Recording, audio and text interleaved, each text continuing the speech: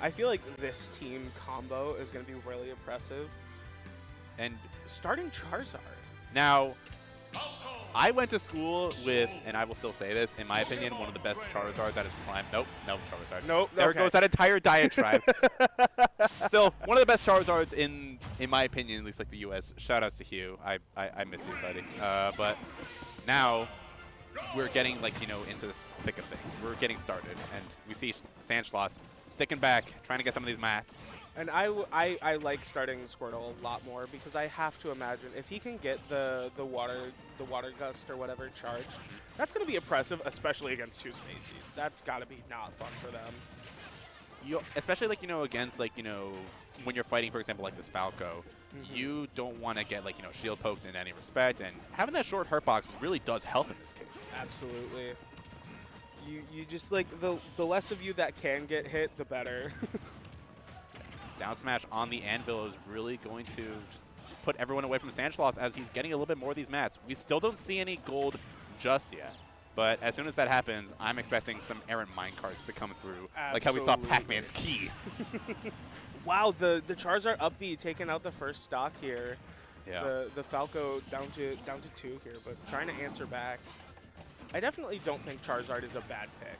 I feel like just having a big body with moves that can just power through stuff is always going to be good. Nair's huge, Nair's long-lasting, and Fire Breath can even be something that you have to force your opponent's partner to deal with if you're just holding them off stage. Now, my little key piece of info slash something that I'm curious about is that Charizard up B. Because we've seen that be a case as well, with some, with Rob, with, for example, with me Brawler, is that you can use those really powerful moves and let your opponent do all of the laddering, or let your teammate do all the laddering. Get them up to the top, and then you are already Randy Savage at the top rope, on top of the ladder, just ready to send you right off to the top. Instead of sending them straight down to the arena, you're sending them straight up to the Halo plat. And we were talking about this as Sandschloss now is at the diamond for the first time, at least in the set. And don't see him crafting just yet. He is at 140-ish%. I wouldn't be surprised if he holds this to his next stock. Using it now seems a little risky. Ooh, I think that was a good trade, especially with the percent Sandschloss was at. Taking out another stock with that F smash was huge. That was a great trade because you got Steve that diamond to get that kill onto Eclipz. Absolutely. That worked out really, really well for Team Sandschloss.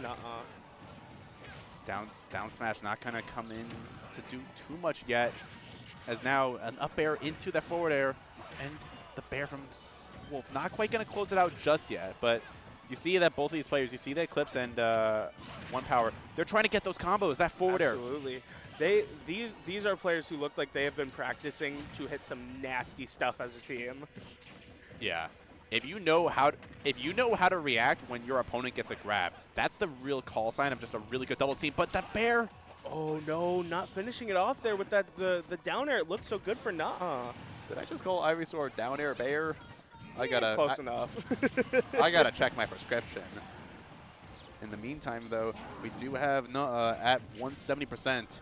And I feel like now's the time. If you're scared, you can just start throwing out those flare blitzes without much issue. You're already at a high enough percent. Anything's gonna kill. So if you're trying to rack up damage on your opponents, wow, Falco up smash. You've betrayed everyone for too long. This is unacceptable.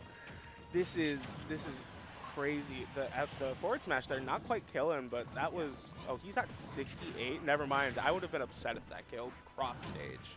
The question is, Nuhuh is doing a great job. Both of these teams are doing a great job, but it's a question of how do you recognize or how do you adapt or play off of when your teammate gets a throw? And then the other thing is, how do you play off of it when your opponent gets a grab? Yes. And we saw that especially with Nuhuh. The down air. Oh, that was so good. And it didn't hit Sandschloss. He was already in his getup. That was really good awareness. Now we see the Flame Breath just make Eclipz put a little bit on notice. And yeah, that little fly. He's trying again. He wants something. He wants it bad. He is ready for that up B kill. No, I was talking about this fly. It can do a lot of damage, but that forward tilt as well, just setting this bird and turning him into a roast chicken from Costco. It's only $5.99. Get it cheap. It's $5.99. They're losing money on it. We could get 20 of them. That was a really good showing game one here. I am curious to see how Eclipz OnePower adapts to this honestly oppressive doubles pairing. At first, in my head, it feels like Steve, Pokemon Trainer, would be a little bit like disconnected, but they've been working together really well, and just showing off that they can pull it together. Also, a little bit of context as well for those of you who are just tuning in, or those of you who are not looking at the bracket. These two doubles teams right now in winners quarters, they both got here via upsets. Ooh! We have Sandschloss and Nuhuh, who took it 2-1 over Meadow and Ploopy, the number 2 seed. And then we have Eclipz and OnePower, who took it 2-0 over D-Money and Black Tiger. Wow. I mean, those are some upsets. We were talking about, like, some of the teams we were excited to see. Sad to see, and I hope they can bring it back in losers, but absolutely, these teams are hungry for it. They've already proven their worth. They want to go even farther. I am ready to see it, and I did have some teams I wanted to see. I'm so much happier to see players that were like that were seated lower, taking it over teams that were assumed to be stronger, showing off their ability to play well together. I was about to say, if Eclipz died at 66, then I was about to say, then we need to have a conversation about Pokemon Trainer again. We need to talk about this character. What are we doing? Oh no! Well, not quite the game ender there. That was a little bit of a flub with that down air on Sandschloss. Yeah, this is Steve we're talking about. Who's gimping Steve? Who's gimping Steve? That is fair. This character can do it all. Do your taxes. Cook your dinner. Steve, the accountant, doing my taxes. Up smash from Wolf, though, is going to be cleaning it out. But yeah, that back throw from Wolf, a little bit too high of an angle. I know that a lot of players, they tend to do those throws and follow up with them on the platforms, but especially at that high percent, it just wasn't working out. Ooh, the double! And now we see Eclipz and we see OnePower almost like activating. They're getting a lot of these individual kills. They're getting a lot of these hits at prime percentages when you won't fall out of Falco up smash. Absolutely. Also, I just need to mention, it is disgusting how with both characters on screen, Sandschloss can just create a 2v1. He puts up the 3-block wall, and all of a sudden, what are the spacies doing to break through that fast? Yeah. You just put yourself in a scenario to like start turning things around, and that's so oppressive. Oh, that's another stock. Up air off the top, and yeah, that's a down air. Down tilt, getting quite a bit of damage. Sandschloss at 75%. He has so much iron under his belt, but still no gold, and there's the first diamond. First diamond of this game on second stock here.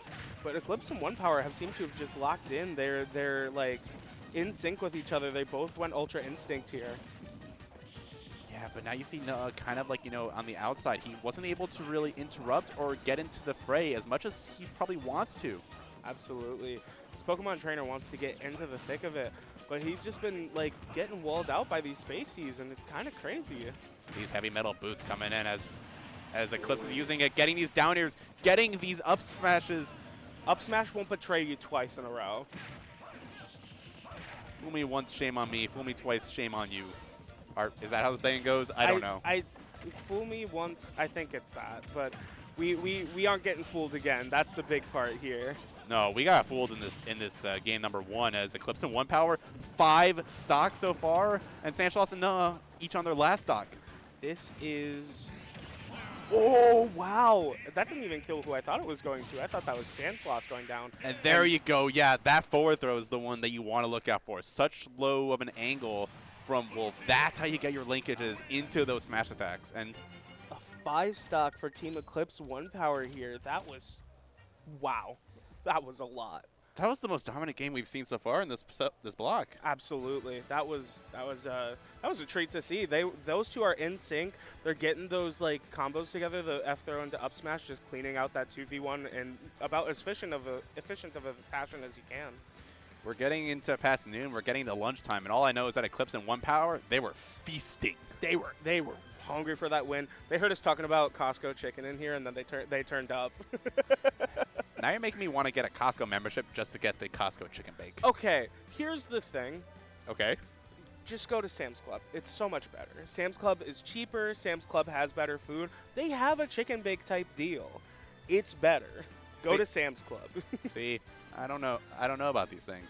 I don't live in that world of the premier shopping at Costco or Sam's Club. That's fair. I have been stealing my mother's Sam's Club membership, and whenever we go, I just got it. First of all, top tier pizza somehow. Like, both places have good pizza, but Sam's Club, great pizza. But now, and it's weird. yeah. You got a lot. There's a lot of weird things. I've been to Costco only once in a while since I moved out here. But speaking of changes, though, as we're moving around, we have a character swap, and we're going to the Falcon. And I can see the appeal of this. You do have a little bit more of that aerial mobility, a little bit more of that aerial acceleration, because we did see that sometimes Nuhuh would kind of get pinned behind Sandschloss and wouldn't really be able to help. Exactly. But now you're a character who has that move, the up B, to just completely break apart any situation that might happen. Absolutely. That up B is going to be an annoying one to deal with in a double scenario, because if sometimes shield feels really good in a double scenario, because like if you're not getting attacked but someone behind you is shielding that, they're not going to grab you, but that up B is just going to be like, nope, your shield does nothing. Good read. And yeah, you see Eclipz, he finished his fight against Nuhuh and then immediately went to get the up smash on Sandschloss, as now Sandschloss has lost the first stock in this game, number 3. And that was an unfortunate up smash from Nuhuh to take his own teammate's stock there. These up smashes are not working.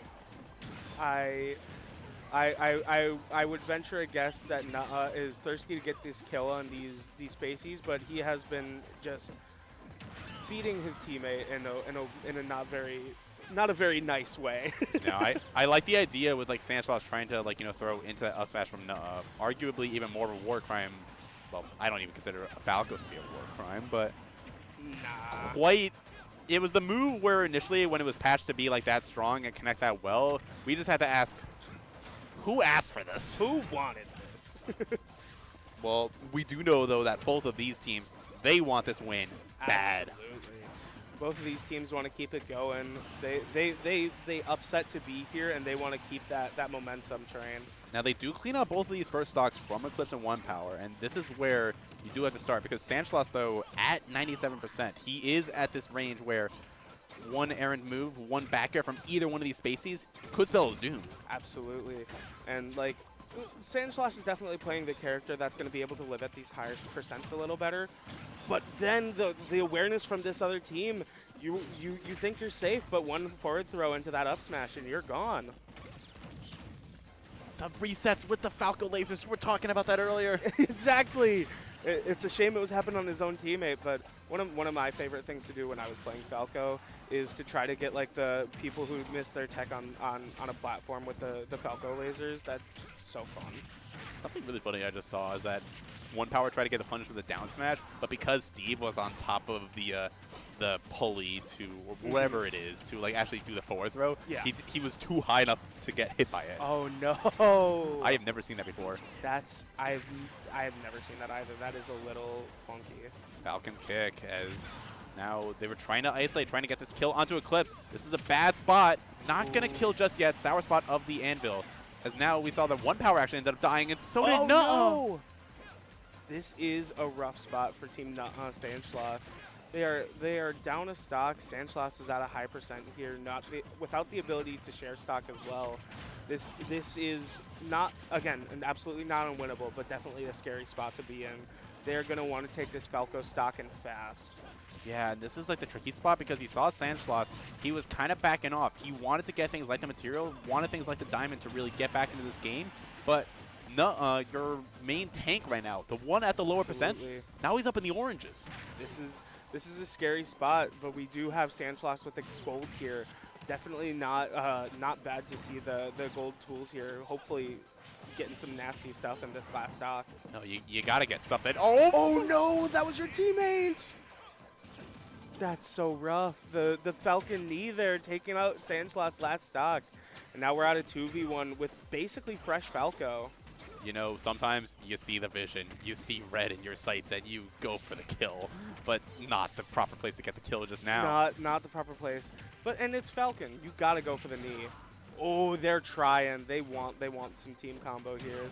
They've been working on it. No, that... He was going for it. He was still going for it. Eclipz off the side. He was scouting. He wanted something nasty. He wanted that so